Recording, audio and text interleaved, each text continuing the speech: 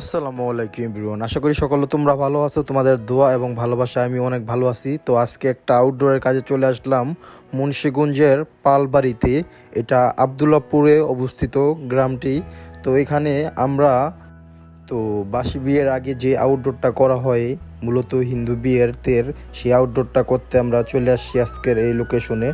আর আপু এবং ভাইয়া লাল জামা পরা ছিল, খুবই সুন্দর লাগছে কাপড়টাকে। আর এখান দিয়ে সাকিব ছবিগুলা কাভার করছে। আশা করি কাজটা খুবই সুন্দর হবে, সবাই মিলে একসাথে কাজ করার মজাটাই অন্যরকম। আবার সাকিব এদিক দিয়ে আপু এবং ভাইয়াকে ছবিগুলো দেখাচ্ছে, আপু ভাইয়া বলতেছে ছবিগুলো খুবই সুন্দর হয়েছে। আর আমি এখান দিয়ে দাঁড়িয়ে দাঁড়িয়ে সিনেমাটোগ্রাফি করছি।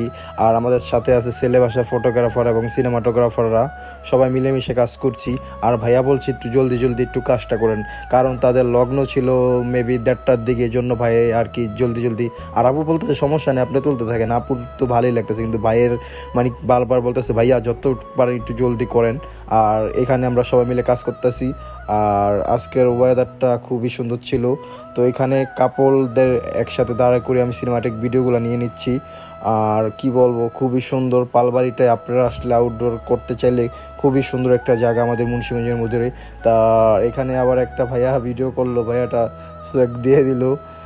তো আমি এবং ছেলে বাসার সিনেমাটোগ্রাফার একসাথে কাজ করছি। তো এখানে একটা কিজের পোজ ছিল, বললাম যেন আপু ভাইয়ার কপালে একটা কিস করেন, তো আপু ভাইয়ার কপালে একটা কিস করে দিল। তো সেই শ্যুটটাই আমরা নিচ্ছি। আর দুই পাশের দুই ফটোগ্রাফাররা কথা বলছে ছবি তোলা নিয়ে। আর দেখেন আজকের জায়গাটা খুবই সুন্দর। আর এখানে কিন্তু চুমু দিয়ে ধরেই রাখছে আপু ভাইয়াকে। তো এই তো আমরা শ্যুট নিচ্ছি সবাই। আর এখানে একজনের কাছে মোবাইলটা দিয়েছিলাম, দেখেন সে মোবাইলটা নিয়ে কেউ পারাপারি করছে। তো আবার আমার হাতে আমার মোবাইলটা নিয়ে নিলাম, আমি একটু চারপাশটা দেখাচ্ছি আপনাদের, দেখেন চারপাশটা। আর রৌদ্র, প্রচুর মানে রৌদ্র ছিল, সকালবেলা ছিল তো অনেক রৌদ্র ছিল। আর এখানে আবার সাকিব বৈশা বসে ছবি তুলছে। আর এখানে আছে ছেলে বাসার ফটোগ্রাফার, সে আবার দাঁড়িয়ে দাঁড়িয়ে ছবি তুলছে। তো চলে আসলাম আবার পালবাড়ির ভিতরে। এখানে আপু এবং ভাইয়াকে দুইজনকে একসাথে নিয়ে ছবি তুললাম।